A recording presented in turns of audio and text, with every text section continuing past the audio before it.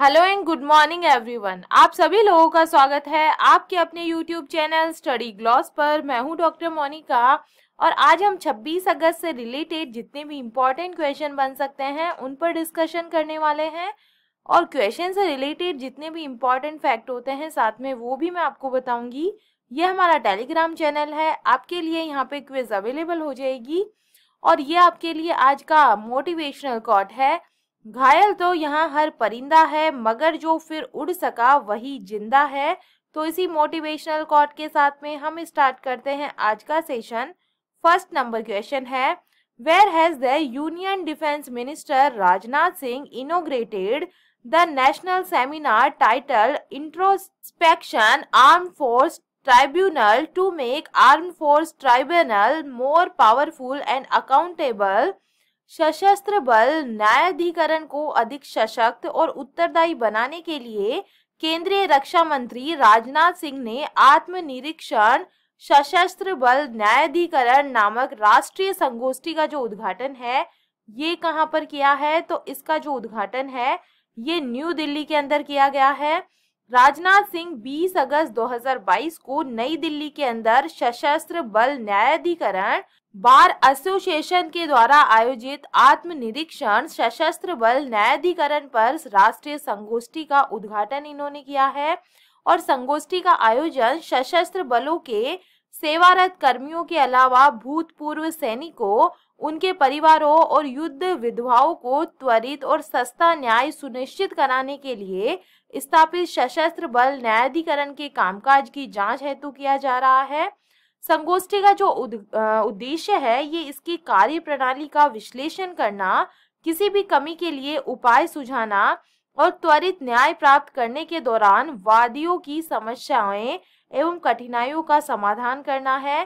संगोष्ठी में रक्षा मंत्रालय, कानून और न्याय मंत्रालय और न्यायपालिका के वरिष्ठ अधिकारियों के भाग लेंगे और ये सशस्त्र बल न्यायाधिकरण के स्थापना दिवस समारोह के एक भाग के रूप में आयोजित किया जा रहा है।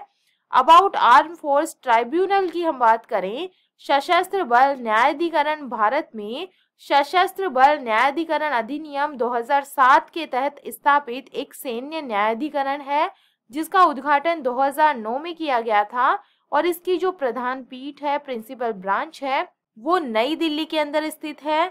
सेकंड नंबर क्वेश्चन है, which space agency has launched the first Artemis program to land a crew on the lunar surface in the year 2024? किस स्पेस एजेंसी ने वर्ष 2024 में चंद्रमा की सतह पर क्रू को उतारने वाला पहला आर्टेमिस कार्यक्रम शुरू किया है? तो इसका करेक्ट आंसर है ये नासा के द्वारा ये जो प्रोग्राम है ये शुरू किया गया है। आर्टेमिस कार्यक्रम के माध्यम से नासा 2024 तक मनुष्य, एक महिला और एक पुरुष को चंद्रमा पर भेजना चाहता है और इस मिशन के अंतर्गत पृथ्वी की पहली महिला को चांद पर उतारा जाएगा। नासा का ये कार्यक्रम 3 हिस्सों के अंदर बटा है जिसके तीसरे हिस्से में साल 2024 में आर्टेमिस 3 चंद्रमा के दक्षिण ध्रुव पर अंतरिक्ष यात्रियों को ये उतारेगा। ऑब्जेक्टिव्स के बारे में हम बात करें, जो आर्टेमिस कार्यक्रम है इसके माध्यम से नासा अपनी प्रौद्योगिकियों और क्षमताओं और व्यापार दृष्टिकोण का प्रदर्शन करना चाहता है जो अंततः भविष्य में मंगल ग्रह के अन्वेषण के लिए आवश्यक है। नासा की हम बात करें, national aeronautics and space administration इसकी फुल फॉर्म होती है और ये यूएस की एक स्पेस एजेंसी है जिसकी स्थापना 29 जुलाई 1958 को हुई थी। इसका हेडक्वार्टर वॉशिंगटन डीसी में है। प्रेसिडेंट है बिल नेल्सन। मोटो है for the benefit of all. Third number question है, in which state government has announced to set up India's first education township to promote education and skill development. शिक्षा और कौशल विकास को बढ़ावा देने के लिए किस राज्य सरकार में भारत की पहली शिक्षा टाउनशिप स्थापित करने की घोषणा की है? तो इसका करेक्ट आंसर होगा यूपी गवर्नमेंट ने ये जो घोषणा है ये की है। उत्तर प्रदेश इसका करेक्ट आंसर होगा। अमेरिका जैसे देशों की तर्ज पर यूपी में एजुकेशन टाउनशिप विकसित की जाएगी देश में पहली ऐसी टाउनशिप यूपी में खुलेगी। एजुकेशन टाउनशिप का मतलब होता है एक ही जगह पर सभी प्रकार की शिक्षा और कौशल विकास का प्रशिक्षण आसानी से उपलब्ध होना। सीएम योगी आदित्यनाथ ने प्रदेश में ऐसी 5 टाउनशिप विकसित करने का निर्देश दिया है और जल्द ही ये प्रस्ताव धरातल पर आकार लेगा। मुख्यमंत्री योगी आदित्यनाथ के निर्देश पर इस प्रस्ताव का मुख्य सचिव के सामने प्रस्तुतिकरण भी हो चुका है। एजुकेशन टाउनशिप में सरकारी और निजी क्षेत्र के लिए ये खुला रहेगा और इस एजुकेशन टाउनशिप में देश और दुनिया के प्रतिष्ठित सरकारी और निजी जो विश्वविद्यालय है इसमें अपना कैंपस खोल सकेंगे। अटल आवासीय विद्यालय जैसे प्राथमिक और माध्यमिक विद्यालय भी इसके अंदर होंगे। उत्तर प्रदेश की बात करें तो इसकी कैपिटल है लखनऊ। चीफ मिनिस्टर यहाँ के हैं योगी आदित्यनाथ। गवर्नर है आनंदीबेन पटेल। स्टेट एनिमल है बारहसिंगा। स्टेट बर्ड है क्रेन। स्टेट ट्री है अशोक। 80 यहाँ पे लोकसभा सीट्स है। 31 जो है राज्यसभा सीट्स यहाँ पे है और 403 जो है यहाँ पे असेंबली सीट्स यहाँ पे अवेलेबल है। One neighbouring country of Uttar Pradesh तो ये है नेपाल। 4 नंबर क्वेश्चन है where is the 4th edition of India clean air summit 2022 held. Bharat स्वच्छ वायु शिखर सम्मेलन 2022 का जो चौथा संस्करण है ये कहाँ पर आयोजित हुआ है, तो इसका करेक्ट आंसर होगा बेंगलुरु के अंदर ये हुआ है। इसका करेक्ट आंसर है। इंडिया क्लीन एयर समिट के चौथे संस्करण की जो शुरुआत है ये बेंगलुरु में हुई है, जिसमें वैश्विक विशेषज्ञ वायु प्रदूषण और जलवायु परिवर्तन को हल करने के लिए एक एकीकृत दृष्टिकोण पर चर्चा करने के लिए ये तैयार है। पैलेस रोड पर शहर के रेडिसन ब्लू अटरिया में शिखर सम्मेलन 26 अगस्त तक चलेगा और शिखर सम्मेलन का आयोजन think tank centre for air pollution studies और centre for study of science technology and policy के द्वारा किया गया है। 4 दिवसीय कार्यक्रम में नीति निर्माता, वैज्ञानिक, प्रौद्योगिकीविद और जलवायु परिवर्तन से प्रभावित लोग अनुभव और आंकड़े साझा करेंगे और उम्मीद है कि समाधान तैयार करेंगे। टॉप 5 समिट की हम बात करें, जो गल्फ इन्वेस्टमेंट समिट है 2022 का, तो ये जो हुआ है ये श्रीनगर के अंदर हुआ है। 14th India Japan annual summit 2022 तो ये न्यू दिल्ली के अंदर। बिम्स्टेक समिट 2022 तो ये हुआ है कोलंबो श्रीलंका में। India global forum annual summit 2022 तो ये बेंगलुरु कर्नाटका के अंदर हुआ है। 5th United Nations Environment Assembly to tackle plastic pollution तो ये नैरोबी केन्या के अंदर हुआ है। 5 नंबर क्वेश्चन है who has become the new high commissioner of India to England. England में भारत के जो नए उच्चायुक्त है ये कौन बने हैं, तो इसका करेक्ट आंसर होगा ये बन गए हैं विक्रम दोराईस्वामी। डी इसका करेक्ट आंसर होगा। अनुभवी राजनयिक विक्रम दोराईस्वामी को यूनाइटेड किंगडम में भारत का नया उच्चायुक्त नियुक्त किया गया है। दोनों देशों के बीच बढ़ते रणनीतिक संबंधों को देखते हुए इसे एक महत्वपूर्ण नियुक्ति माना जाता है। विक्रम के दोराईस्वामी 1992 बैच के भारतीय विदेश सेवा के ये अधिकारी हैं और वर्तमान में बांग्लादेश में भारतीय उच्चायुक्त के रूप में ये कार्यरत है। इससे पहले उन्होंने 1 साल तक पत्रकारिता की थी। इंग्लैंड की हम बात करें, England is located in which continent, तो ये यूरोप में सिचुएटेड है और इसकी कैपिटल लंदन है। करेंसी यहाँ पे है pound sterling. Where is Amnesty International headquarter located, तो ये कहाँ पे है, लंदन इंग्लैंड के अंदर। प्राइम मिनिस्टर यहाँ के हैं Boris Johnson. Headquarters of International Maritime Organisation तो ये भी लंदन के अंदर सिचुएटेड है। Where is the Commonwealth headquarters located, तो ये लंदन जो है लंदन के अंदर है इसका हेडक्वार्टर। 6 नंबर क्वेश्चन है which female journalist has won the Pulitzer prize 2022 in the category of interpretive reporting and commentary. किस महिला पत्रकार ने व्याख्यात्मक रिपोर्टिंग और कमेंट्री में श्रेणी के अंदर जो पुलित्जर पुरस्कार है 2022 का ये जीता है, तो इसका करेक्ट आंसर होगा ये जीता है फहमीदा अजीम ने, ए इसका करेक्ट आंसर होगा। अमेरिका की जो ऑनलाइन पत्रिका है इनसाइडर के लिए काम करने वाली बांग्लादेश मूल की जो चित्रकार है और कहानीकार है फहमीदा अजीम, इनको 2022 के पुलित्जर पुरस्कार के लिए चुना गया है। उन्हें ये पुरस्कार सचित्र व्याख्यात्मक रिपोर्टिंग और कमेंट्री में श्रेणी के लिए दिया जा रहा है। इनसाइडर पत्रिका के 4 पत्रकारों Anthony Dell Carnell, George Adams, Walt Hickey सहित फहमीदा अजीम को चीन में उइगरों के उत्पीड़न पर काम करने के लिए चुना गया है। अबाउट पुलित्जर प्राइज के बारे में हम बात करें तो ये संयुक्त राज्य अमेरिका का एक प्रमुख पुरस्कार होता है जो समाचार पत्रों की पत्रकारिता, साहित्य और संगीत रचना के क्षेत्र में उल्लेखनीय कार्य करने वालों को ये जो है पुरस्कार प्रदान किया जाता है।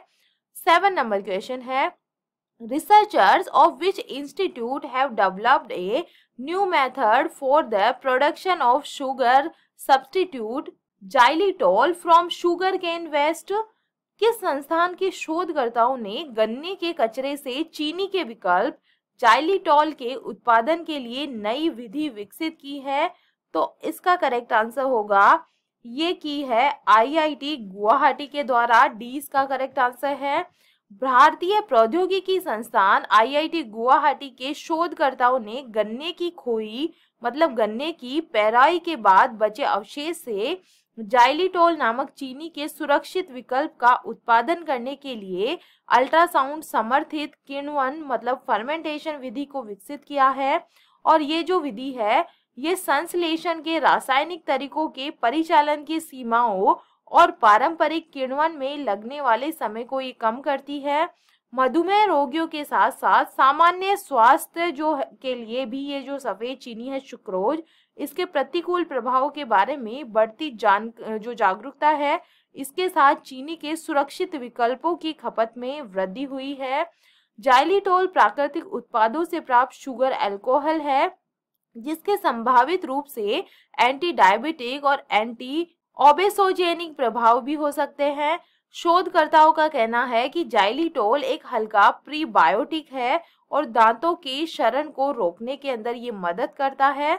8 नंबर क्वेश्चन है, which medal has been won by the Indian men's team in the 14th under 18 Asia volleyball championship 2022? 14वीं अंडर 18 एशिया वॉलीबॉल चैंपियनशिप 2022 में भारतीय पुरुष टीम ने कौन सा पदक जीता है? तो इसका करेक्ट आंसर होगा, इन्होंने ब्रॉन्ज मेडल जीता है। 20 का करेक्ट आंसर है। भारतीय पुरुष वॉलीबॉल टीम ने तेहरान में एशियाई अंडर जो 18 चैंपियनशिप में कोरिया को 3-2 से हराकर कांस्य पदक इन्होंने जीत लिया है। भारतीय टीम ने 25-20, 25-21, 26-28, 19-25, 15-12 से जीत दर्ज की है और भारत ने लीग चरण के शुरुआती मैच में भी कोरिया को हराया था, लेकिन सेमीफाइनल में टीम को ईरान से 3-0 का हार का सामना करना पड़ा था। 9 नंबर क्वेश्चन है, Who has become the new chief financial officer of multinational financial service company Credit Suisse? बहुराष्ट्रीय वित्तीय सेवा कंपनी क्रेडिट स्विस के नए मुख्य वित्तीय अधिकारी कौन बने हैं? तो इसका करेक्ट आंसर होगा, ये बन गए हैं डेविड मैथर्स। को बदलने के बाद में जो दीक्षित जोशी है ये बन गए हैं सी, इसका करेक्ट आंसर है। डिटेल से बात करें तो क्रेडिट स्विस ग्रुप एजी ने डेविड मैथर्स को बदलने के लिए दीक्षित जोशी को मुख्य वित्तीय अधिकारी नियुक्त किया है, जिन्होंने ऋणदाता के रूप में पद छोड़ने का फैसला किया क्योंकि नुकसान की एक कड़ी के बाद एक व्यापक शेकअप के लिए तैयार किया गया था। और स्विस बैंक ने एक बयान में कहा है कि जोशी 1 अक्टूबर को पदभार संभालेंगे। फर्म ने 19 सितंबर से फ्रांसिस्का मैकडोनाग को समूह के मुख्य परिचालन अधिकारी के रूप में और माइकल जे रोंगेटी को परिसंपत्ति प्रबंधन प्रभाग के विज्ञापन अंतरिम मुख्य कार्यकारी अधिकारी के रूप में नामित किया है। क्रेडिट स्विस की हम बात करें तो इसकी स्थापना 1856 के अंदर हुई थी और इसके जो फाउंडर है ये है एल्फ्रेड एसर। हेडक्वार्टर इसका जो है ये ज्यूरिख स्विट्जरलैंड के अंदर है और इसके जो सीईओ है ये है Ulrich corner. Top 5 international appointments को हम रिवाइज करें यूएन न्यू क्लाइमेट चीफ, तो ये है Simon Steel. International chess federation new vice president, तो ये है Vishwanath Anand. New head of world bank in India, तो ये कौन है? अगस्त तानो कुआमे बने हैं। Word the new chief economist of the bank, तो ये है इंद्रमीत गिल बने हैं। The new president of the international fund for agriculture development, तो ये अल्वारो लारियो बने हैं। 10 नंबर क्वेश्चन है, from where did DRDO and Indian navy successfully test fire a surface to air missile named VL SRSAM. DRDO और भारतीय नौसेना ने वीएल सरसैम नामक सतह से हवा में मार करने वाली मिसाइल का कहां से सफल परीक्षण किया है? तो इसका करेक्ट आंसर है, इसका जो सफल परीक्षण है ये चांदीपुर ओडिशा से किया गया है। डिटेल से बात करें तो रक्षा अनुसंधान और विकास संगठन डीआरडीओ और भारतीय नौसेना ने ओडिशा के तट पर एकीकृत जो परीक्षण रेंज है चांदीपुर से vertical launch short range surface to air missile का सफलतापूर्वक परीक्षण किया है। स्वदेशी रेडियो फ्रीक्वेंसी सीकर से लैस मिसाइलों ने उच्च सटीकता के साथ लक्ष्य को भेदा और परीक्षण लॉन्च के दौरान उड़ान पथ और वाहन प्रदर्शन मापदंडों की निगरानी उड़ान डेटा का उपयोग करने की गई थी, जिसे radar, electro optical tracking system जैसे विभिन्न रेंज उपकरणों के द्वारा कैप्चर किया गया था। ओडिशा की हम बात करें तो India first skill India international जो सेटअप है ये भुवनेश्वर के अंदर ओडिशा के अंदर सेटअप हुआ है। ओडिशा चीफ मिनिस्टर ने जो है अनवेल किया है लोगो 2023 के जो मेंस हॉकी वर्ल्ड कप होने वाले हैं। जो पाखल दिवस है ये यहाँ पे 20 मार्च को मनाया जाता है। Odisha rank first in mission Indradhanush जो है इसके अंदर फर्स्ट रैंक ये रहा है। ओडिशा लॉन्गेस्ट ब्रिज जो है ये टी सेतु, इसका जो इनोग्रेशन है ये कटक के अंदर किया गया है। चलिए कल के जो एमसीक्यू है उन्हें हम रिवाइज कर लेते हैं। फर्स्ट नंबर क्वेश्चन है, महिला पुलिस का 10वां राष्ट्रीय सम्मेलन 2022 है ये कहाँ पर आयोजित हुआ है? तो इसका करेक्ट आंसर होगा ये शिमला हिमाचल प्रदेश के अंदर हुआ है। सेकंड नंबर क्वेश्चन है, एशिया के सर्वश्रेष्ठ नियोक्ता ब्रांड पुरस्कार 2022 से किस महारत्न कंपनी को सम्मानित किया गया है? तो इसका करेक्ट आंसर है ये NTPC national thermal power corporation limited को है जो सम्मानित किया गया है। थर्ड नंबर क्वेश्चन है, केंद्र सरकार ने आदिवासी युवाओं के बीच कौशल विकास और उद्यमिता को बढ़ावा देने के लिए ग्रामीण उद्यमी परियोजना के दूसरे चरण का कहां से शुभारंभ किया है? तो इसका करेक्ट आंसर होगा, इसका जो शुभारंभ है ये किया गया है रांची झारखंड से। 20 का करेक्ट आंसर है। 4 नंबर क्वेश्चन है, भारतीय को सबसे बड़ी डिजिटल पेमेंट कंपनी पेटीएम के फिर से एमडी और सीईओ कौन बन गए हैं? तो इसका करेक्ट आंसर होगा ये बन गए हैं विजय शेखर शर्मा। 5 नंबर क्वेश्चन है, राष्ट्रीय सुरक्षा गार्ड के नए महानिरीक्षक कौन बन गए हैं? तो इसका करेक्ट आंसर होगा ये बन गए हैं प्रवीण छाबरा। इसका करेक्ट आंसर है। 6 नंबर क्वेश्चन है, अंतरिक्ष की गतिविधियों पर नजर रखने के लिए भारत की जो पहली वाणिज्यिक अंतरिक्ष स्थिति जन्य जागरूकता वेधशाला है ये कहां पर स्थापित की गई है? तो इसका करेक्ट आंसर होगा ये स्थापित की गई है उत्तराखंड के गढ़वाल के अंदर। सी इसका करेक्ट आंसर है। 7 नंबर क्वेश्चन है, राष्ट्रीय प्रतिरक्षा विज्ञान संस्थान के नए निदेशक कौन बने हैं?